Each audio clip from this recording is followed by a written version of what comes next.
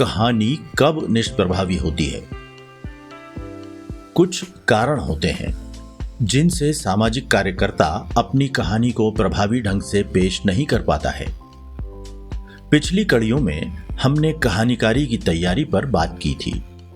इस कड़ी में हम उन बिंदुओं पर रोशनी डालेंगे जो सामाजिक कार्यकर्ता की कहानी के प्रभाव को कम कर सकती हैं।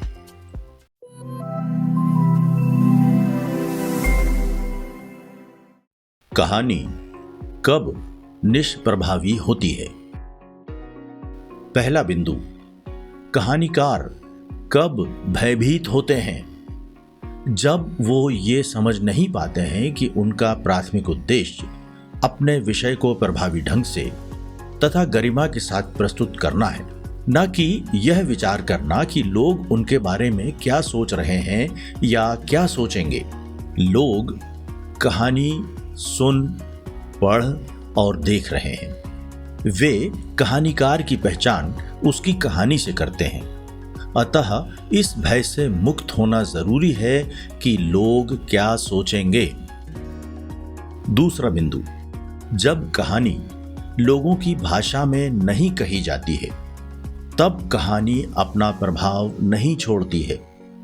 सोचिए कि अगर कोई अंतरिक्ष वैज्ञानिक मंगल ग्रह की यात्रा की कार्य योजना और उद्देश्यों की कहानी किसी कॉलेज में समाज शास्त्र के छात्र छात्राओं से कहेगा, तब उसकी भाषा और शब्दावली कैसी होना चाहिए? तीसरा बिंदु, हर कहानी की एक संरचना होती है। कहानीकार को अपनी कहानी की संरचना बना लेना होती है। सामाजिक नागरिक कार्यकर्ता के पास अपने काम से संबंधित कई सारे अनुभव, कई घटनाएं होती हैं, और अगर वो एक ही बार में एक ही कहानी में अपने सारे अनुभवों और घटनाओं को डालने की कोशिश करता है तो कहानी बिखर जाती है। यह जरूरी है कि कहानीकार यह खूब विचार करे कि वो अपने अनुभवों के पिटारे में से कौन से किस्सों, कौन सी घटनाओं और पहलुओं को इस बार की कहानी में शामिल करना चाहता है। यह ठीक ऐसा ही काम होता है जैसे दही को मथकर मक्खन निकालना। चौथा बिंदु, जब सामाजिक नागरिक संस्था और सामाजिक नागरिक कार्यकर्ता अपने अनुभवों और सीखों को लगातार दर्ज नहीं कर रहे होते हैं, तब कई महत्वपूर्ण बातें कहानी में शामिल नहीं हो पाती हैं। जब ये कड़ियां टूटी होती हैं तो कहानी का प्रभाव कम हो जाता है। पांचवा बिंदु, जब कहानीकार अपने विषय के बारे में पूरी और बहुआयामी समझ नहीं रखता है।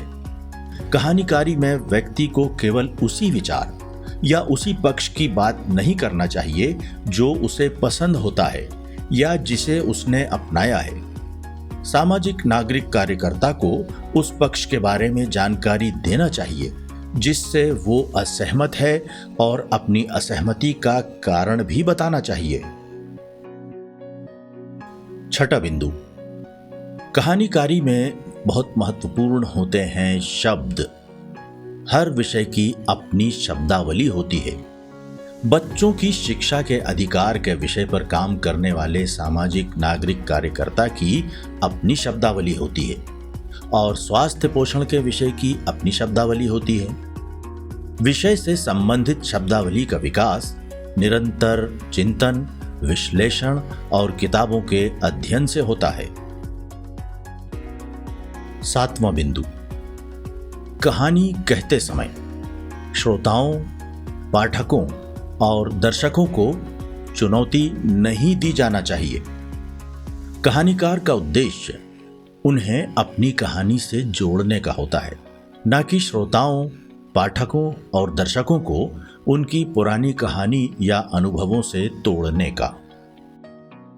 आठवां बिंदु, कहानी तब भी निष्प्रभावी होती है जब प्रस्तुति या लेखन में विषय से संबंधित हाव भावों, संवेदनाओं, अनुभवों, घटनाओं, तथ्यों और सिद्धांतों की बातों का अभाव होता है या इसमें परस्पर समन्वय नहीं होता है। नवा बिंदु, जब ये पहचान और तैयारी नहीं होती है कि कहानी किसके समक्ष प्रस्तुत की जा रही है, उनकी अपेक्षा क्या होगी, उनकी भाषा क्या है, कितना समय है, विषय के कौन से पहलुओं पर विशेष ध्यान देना है आदि। 10वां बिंदु, जब किसी भी तरह के अहंकार का भाव होता है, जैसे हम विषय के बारे में सब जानते हैं, हम आपके विचारों और पक्ष को बदल देंगे। 11वां बिंदु, कहानी तब भी निष्प्रभावी हो जाती है जब उसमें केवल समस्या और दुख की व्याख्या होती है और कोई समाधान नहीं सुझाया जाता है। इसमें कोई दो राय नहीं है कि समस्या और दुख का विवरण तो दिया ही जाना चाहिए, लेकिन इसके साथ ही संभावनाएं क्या हैं, इसका उल्लेख होना भी जरूरी है। 12वां बिंदु, जब कहानी प्रामाणिक नहीं होती है तब भी लोग उससे नहीं जुड़ते हैं। सक्षम कहानीकारी पॉडकास्ट श्रृंखला की इस कड़ी में हमने जाना कि सामाजिक कार्यकर्ता की कहानी का प्रभाव इस बात से तय होता है कि क्या उस विषय और अनुभूति से अन्य लोग जुड़ पाए। इसके लिए अपने लक्षित समूह, भाषा और प्रामाणिकता को संवारना जरूरी होता है। कहानीकार को अपने विषय पर पूरा भरोसा भी होना चाहिए और उससे संबंधित तैयारी भी।